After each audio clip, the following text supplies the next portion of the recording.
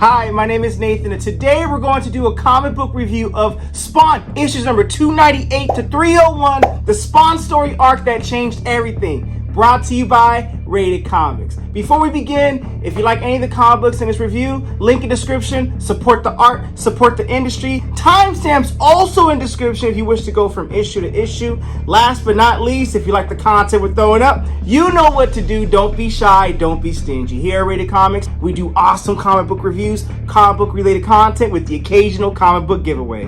With all that being said, let's get into the content.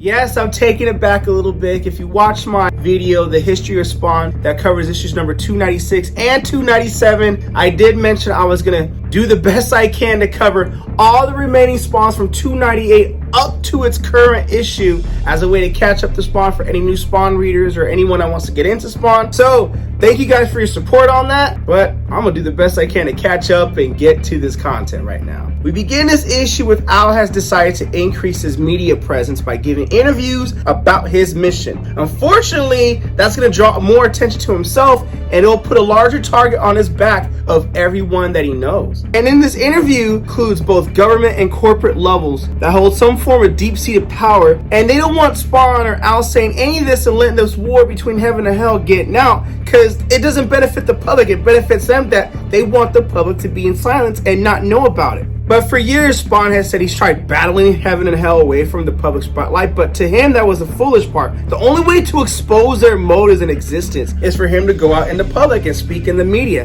In order to try to discredit Al again, the interviewer is like, okay, and since you're doing this interview remotely from an undisclosed space that's untraceable, I mean, how can we trust you if we can't trace your location? Come on now, Spawn has to protect himself, right? At the conclusion of this interview, when this interview is over with, Al recognizes that they don't understand. They don't believe him. Mark tells Al to give the people time as he is processing this himself. He also does confirm to Al that the connection for the interview was secure and clean, so don't trip. Spawn asks Mark to set him up with more interview exclusives so he can go as wide with this as possible. He does mention that he doesn't want to be set up with the major networks as most of them have ties to some of the shadow players. Mark tells Spawn to relax and he has the upper hand in all this. Spawn doesn't take too kindly to that remark as he is high-strung, and putting himself out there like that has also created a target on his own ass, and he knows it. Mark tells Spawn that he didn't mean it literally, but just reassures Al that he will begin looking for some new outlets for him to spread the message out,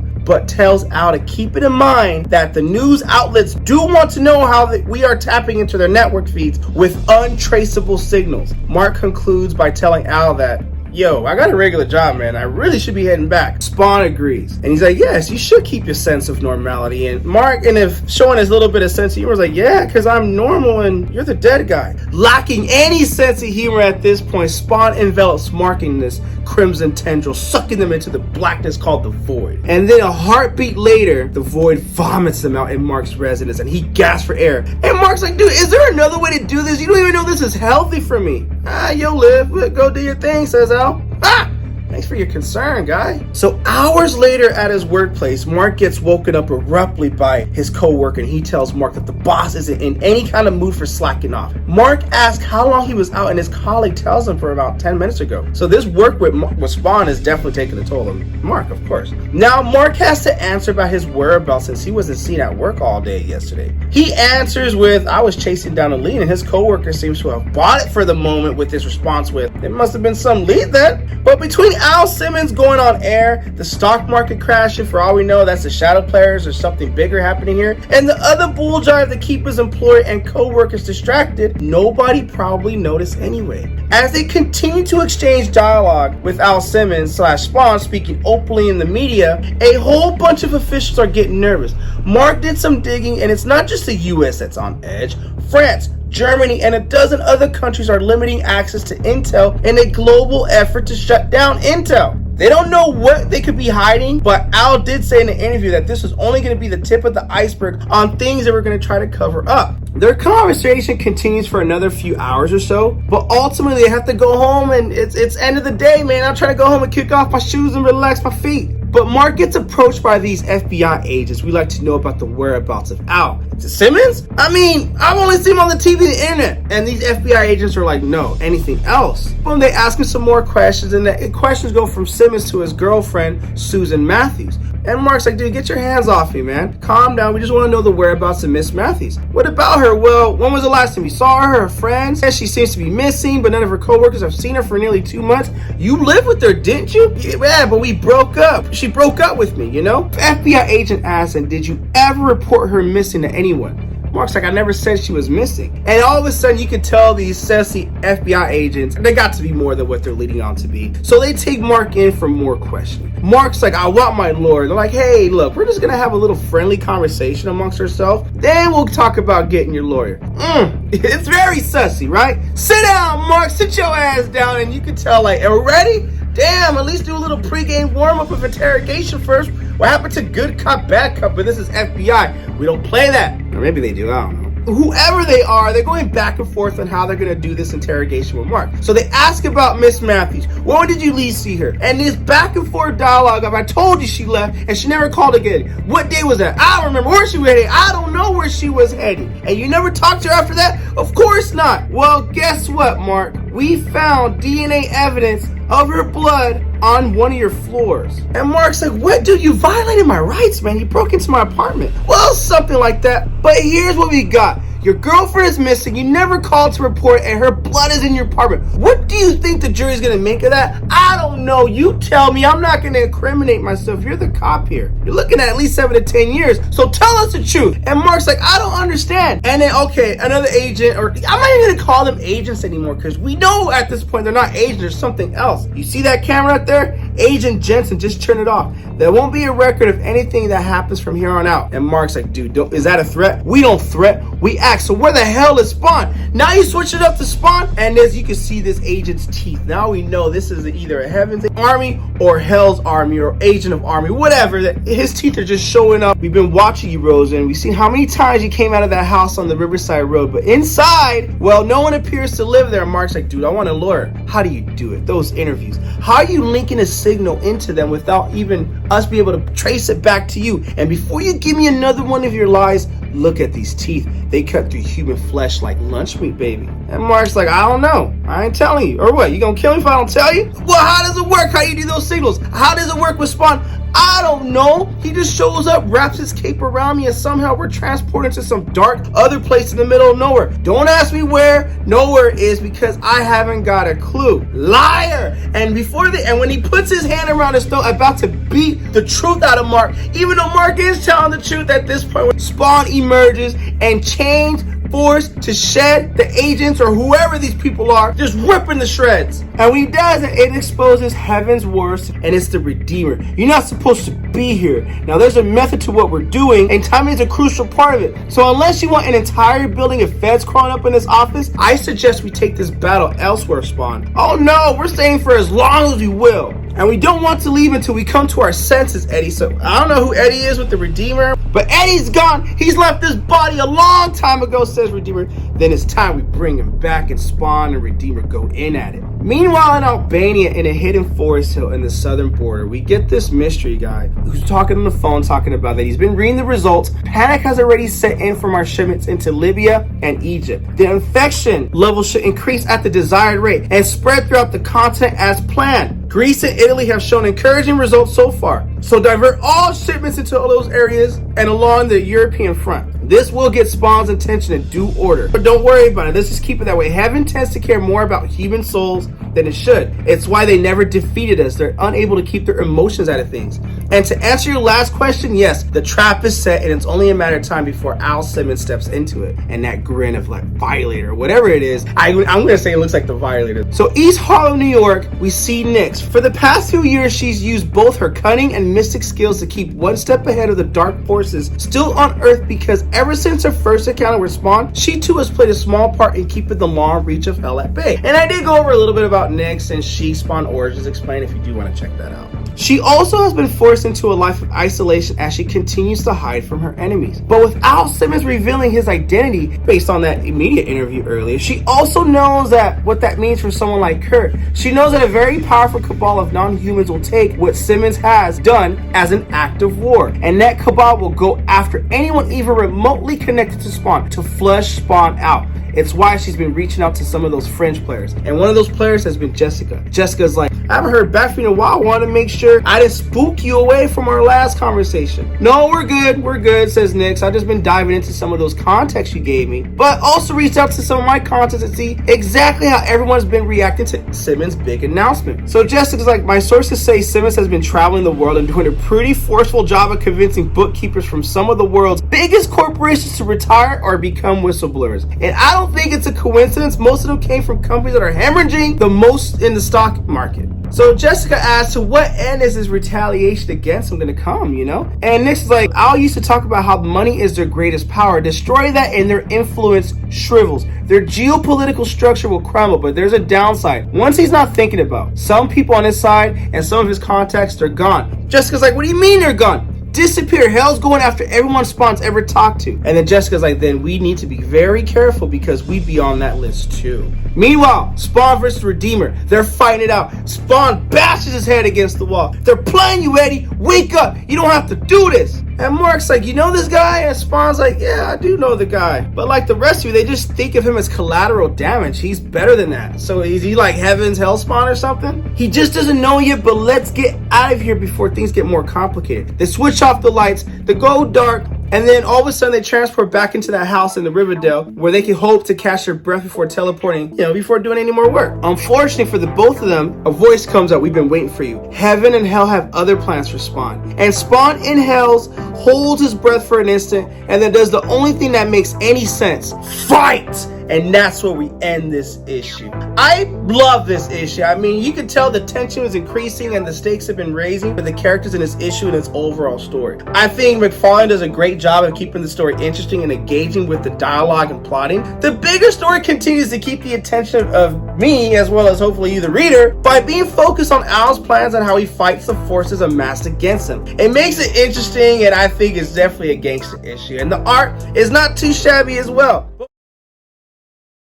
You know I had to bring it back for the boys and continue on with this comic book Spawn journey from 298 all the way up to the current Spawn issues where we are now. So we begin this issue with Spawn fighting Heaven and Hell's warriors from the previous issue. It started with Angel warriors, then Hell joined in, making Spawn's odds of winning that much lower. But Spawn has prepared for his attack because he knows how his enemies think, how his enemies act. And that always balances the odds. To everyone in this room, Heaven and Hell and Spawn, they thought they could launch a surprise attack under different circumstances. These creatures are sworn enemies, but tonight they've joined forces to find out where Spawn goes to his hiding spot from this house. So they watched, followed, looking for the proper time to bait and lure Spawn to ambush him. At first, they thought they could get the information out of him under normal circumstances, but this was a feeble attempt. An ambush was staged, hoping to catch Spawn off guard by putting his friend Mark in harm's way, then reinforcing their ranks by combining an assault on the two fronts, on Spawn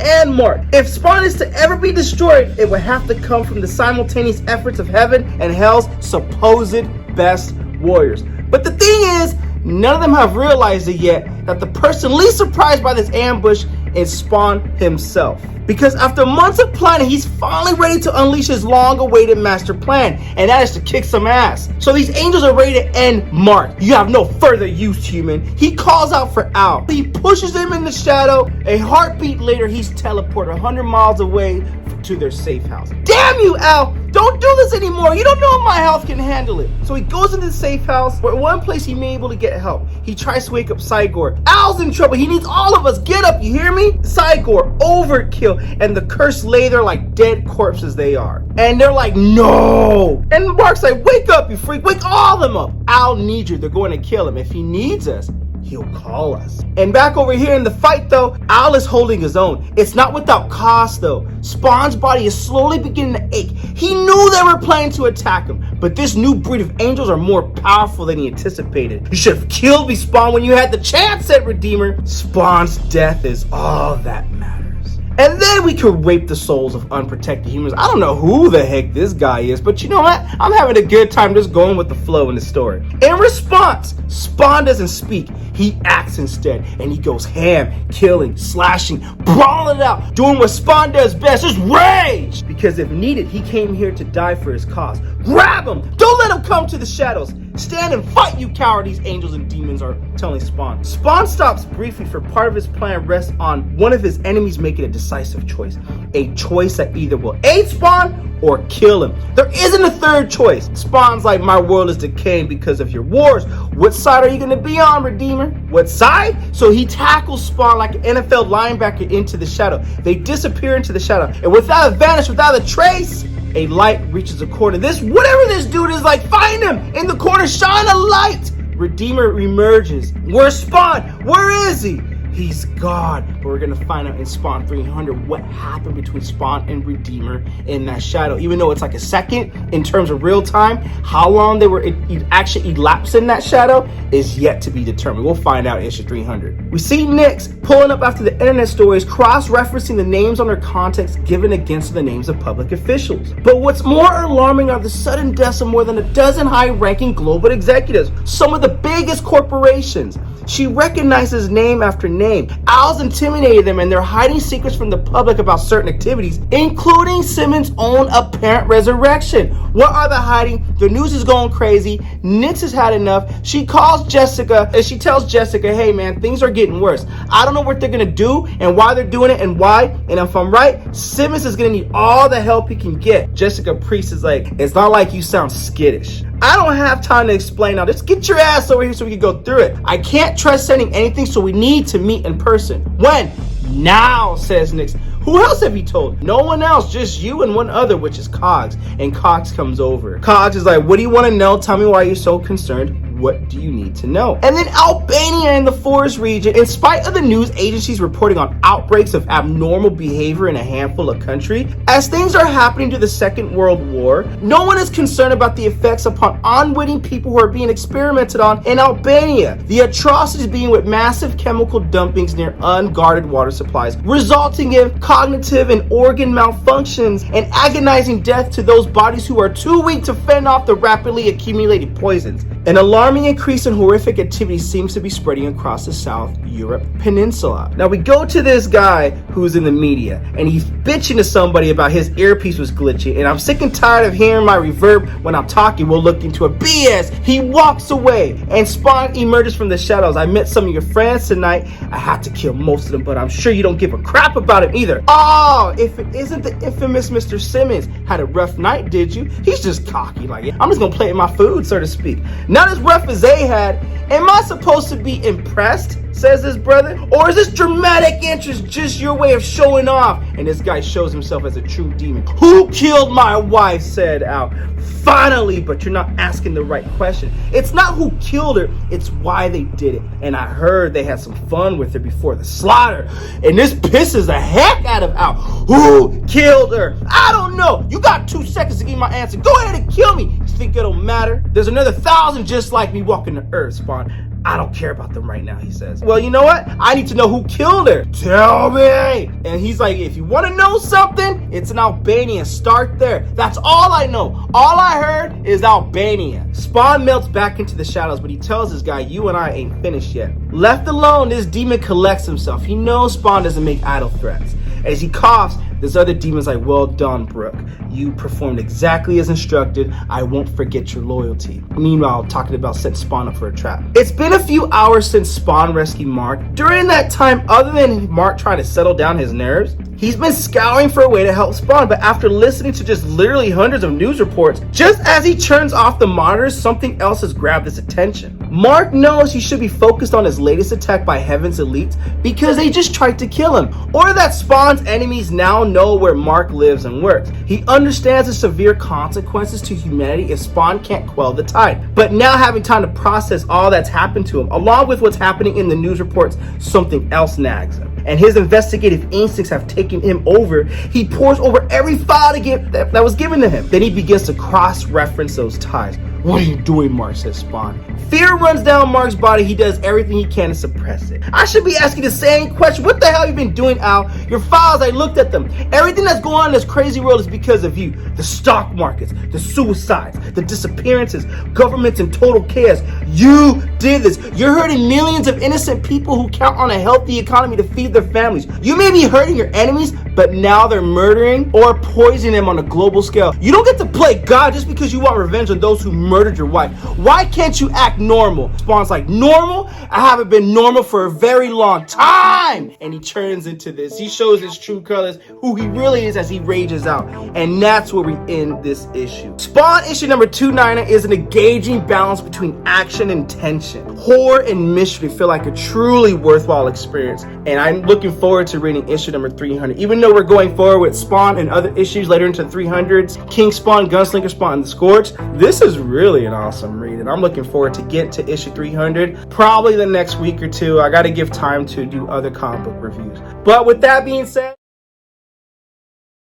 we begin this issue where we left off from the last issue. Spawn shows Mark his true self. Nasty, grisly, everything else is just an illusion. Feel free to check out the 299 review if you haven't. Just FYI, I fast forwarded a few pages in this issue just to get to the meat of it. Owl explains to Mark that it's too late for normal, and if he doesn't get his head on straight, it'll be too late for him too. Mark responds to him, if Owl thinks wrecking millions of lives with his vendetta by controlling the stock market and being cavalier with humanity is not the best way to stop heaven and hell from using Earth as its war zone. Spawn wants the world free from heaven and hell, but at what cost, says Mark. He reminds Spawn that his rage is blinding and heaven and hell are retaliating against humanity because of Spawn. Spawn doesn't see it that way. He sees it as they will do their horror regardless and they're never going to stop. Mark asks him if he could really stop heaven and hell by himself. Actually, more like you can't expect to stop them by himself. Owl knows that as he forms back to his Spawn symbiote, he needs them together and working together. Heaven and hell working together, allying with one another, serves to his benefit. He's been planning on this for so long. Planning on what, says Mark? The truth, says Spawn in his fully formed suit. His human form, costume form, the symbiote are nothing but lies. He was even fooled by their illusions on what he's supposed to be. That ignorance cost him his wife, Wanda's life. Mark expresses doubt by asking, what if he fell? Others will come, says Spawn. Right now, he knows exactly where he needs to be. Spawn teleports to Albania. See issue 299 because he knew where to go based on that other guy that he killed. No, he didn't kill him, just he was going to kill him later if his information didn't check out right. Despite Mark asking how would he get back if the worst happens to Spawn, we don't know the answer to that. Spawn is going all in on this. In Albania, that facility is the heart of toxic shipments. It is also a place where Spawn learns that an army of his enemies await him. All these years, the only thing his enemies crave was his power and symbiote costume. He's going to give them that chance tonight. He enters the facility and Spawn is confused. He expected it to be filled with workers, but it's empty. No evidence of anyone. Then a hulking silhouette appears across the warehouse. Hello, Spawn, I've been expecting you. Spawn coldly stares back in silence. This demon gives his speech to Spawn. Did you think we would just sit there and you have it your way with us? This ain't Burger King. Not gonna happen. Tell me, how is it going to work?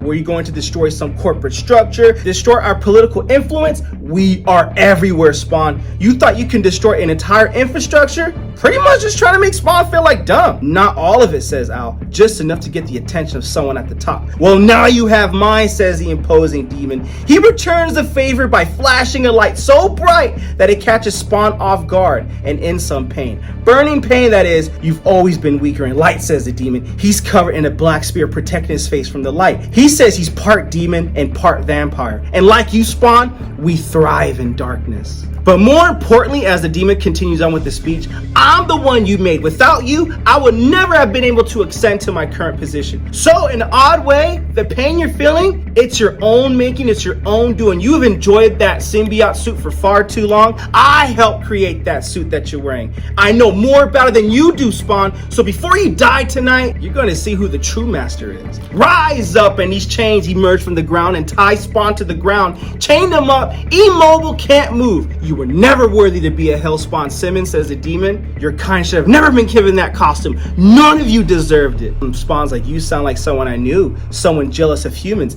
And I see your tattoo. You must have been an admirer of his. Too bad I decapitated him. He's referencing Malboja. And thinking of Malboja, I think I might do a Spawn's Origins Explain on Malboja. And this guy's like, you must be quite proud, Malboja. You took out Malboja, then the clown. Maybe I shouldn't kill you, Spawn. Maybe I should keep you alive. Gonstead emerges out of nowhere. That's not what we agreed to. Ah, glad you could join. Demon tells out, I think that you met my partner. Everyone keeps warning me how powerful and tough you are, Spawn. They said the same thing about Angela and all of her angels. But you know what? Until they met my Seraphim, I wiped them all out. So you are just another failure, in other words. So this guy tells him, one last thing. I want to thank you for transforming me. And the funny thing is, all I had to do to receive your gift was to kill your wife.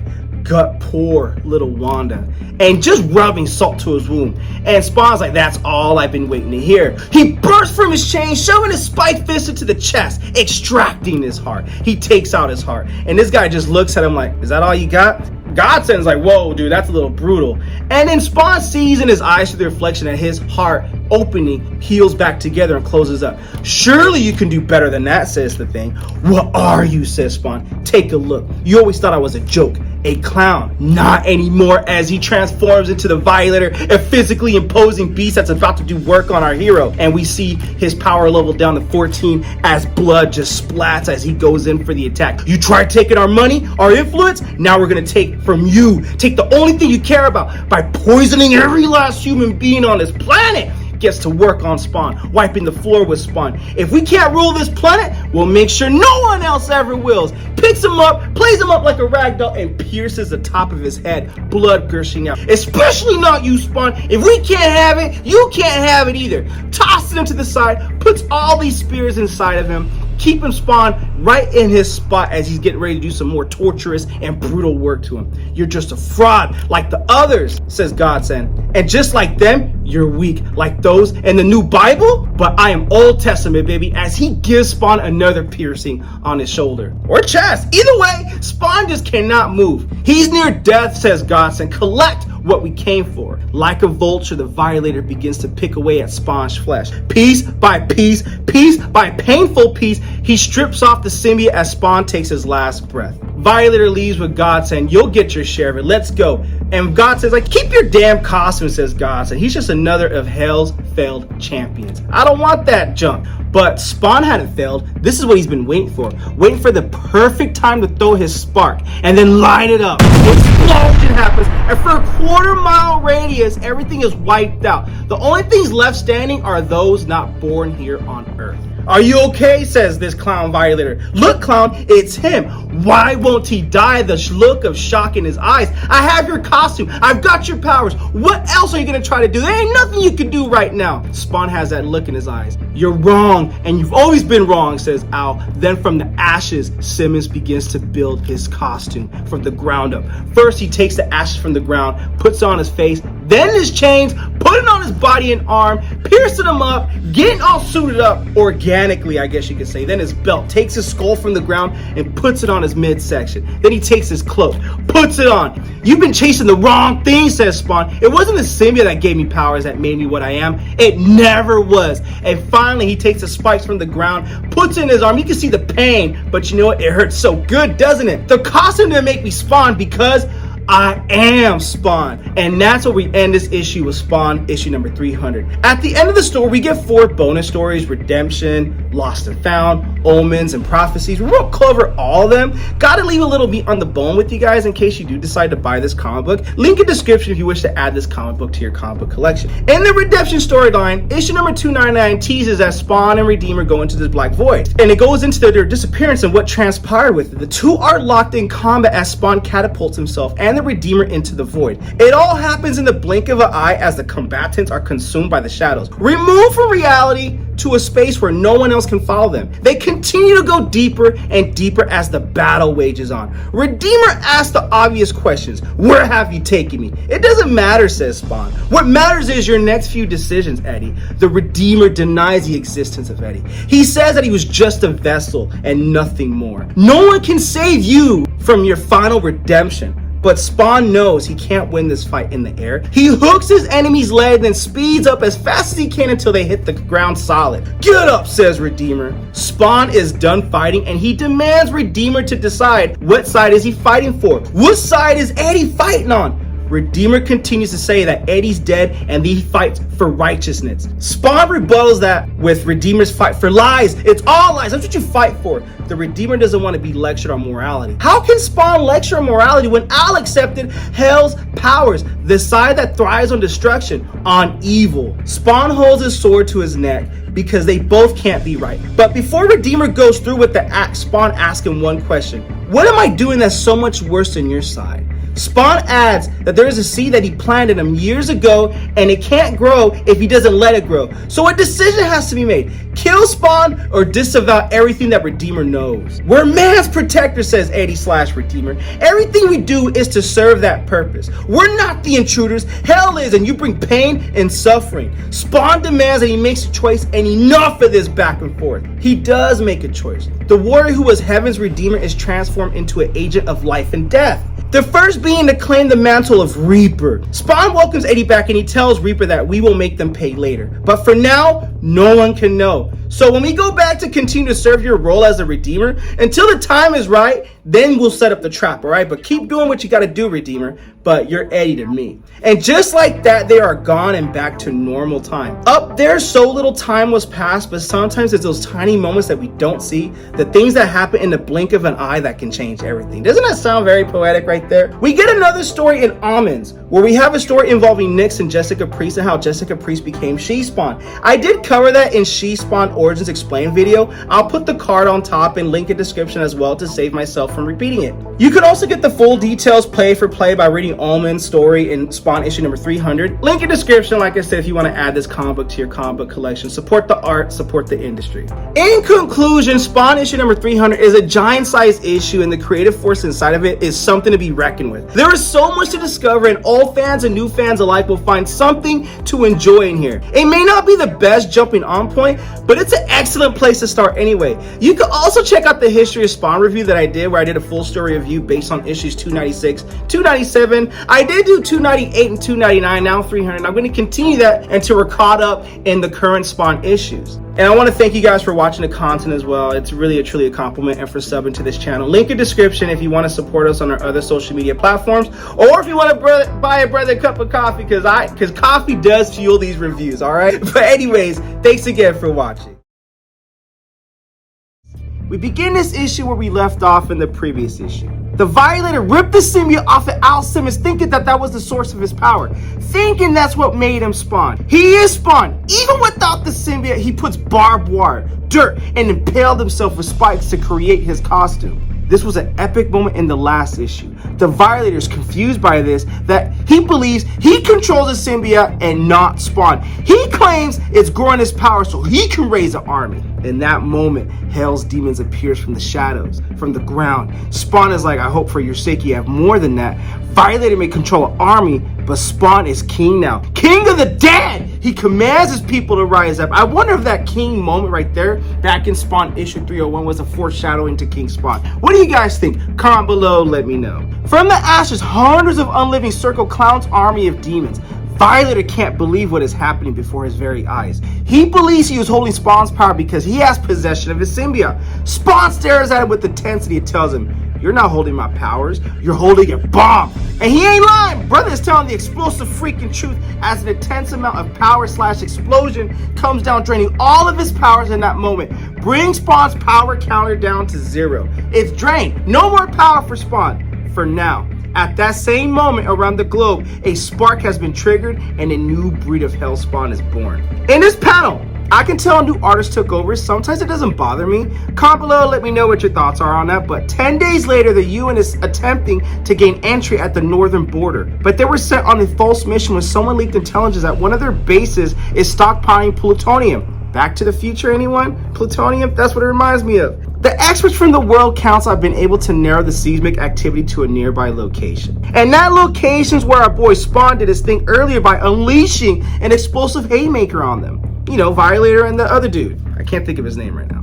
Elsewhere, Al Simmons makes the rounds of talk shows, finally explicitly being treated as a superhero in his crusade against corruption and injustice that just happens to have an unseated high-level corporate jerks around the world. He did all that work. But moving on with the review and with the content, in Morristown, Tennessee, it's 1:33 in the morning. These two friends walk out the bar drunk AF, One of them says that he should talk to this girl again because he knows she likes him despite getting slapped across the face at the bar. He doesn't call it a slap, he calls it a love tap. As he tries to locate their car, considering that they don't recall parking so far away, Spawn makes his entry with the two of them known. What did you get? How much money? Surely your bosses gave you something for making the deal for supplying terrorists, huh? How else were they going to be able to slaughter all those women and children? Before he can squeeze the trigger, Spawn vanishes and moves to a more strategic position on top of the Geno sign. The only Geno I thought of in that moment was Geno's Pizza in Chicago. Anyways, the sign falls on top of the car. Well done, says a mysterious man in the shadows. He continues his dialogue by saying, tell me, Spawn, this is how you're planning to take us all out, right?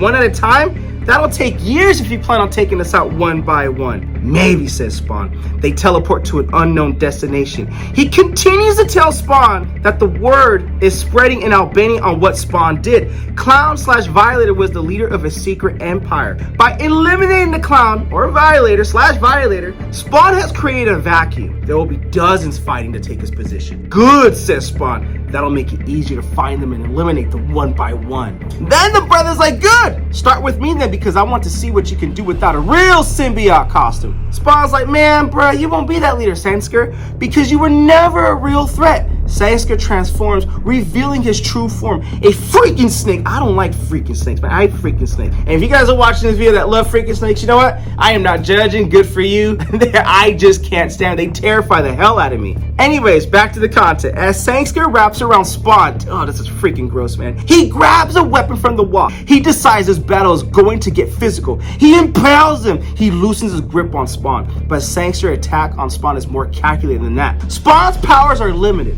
until he's able to replenish them because of that power drain he did earlier with the bomb symbiote costume. He'll need to resist the urge to use his necro powers, even if it means it could save his life. So Spawn will have to lean on his military training instead. We're going back to basics, bro. After slicing a piece of his tail off, Sangster tells Spawn that he's improved his skills, but even if you kill me, others will come. Spawn can kill him where he stands, but he is worth more alive than dead to Spawn. So Spawn leaves him with the message to relay to everyone else. Tell your side how weak I am. Tell them how superior you are, Sangster. And while you're glutting all your greatness, just gloat. Ask yourself, why after all these years, why no one has killed me yet? And if any of them want to come after Spawn or after me, before I hunt them down, tell them to bring it on. I'll be waiting as Spawn disappears into the shadows. And that's where we end this issue, or we end this review. I gotta leave a little meat on the bone with you guys because this is a classic issue. If you do decide to purchase this book, link in description. There are other stories in this book like Arsenal,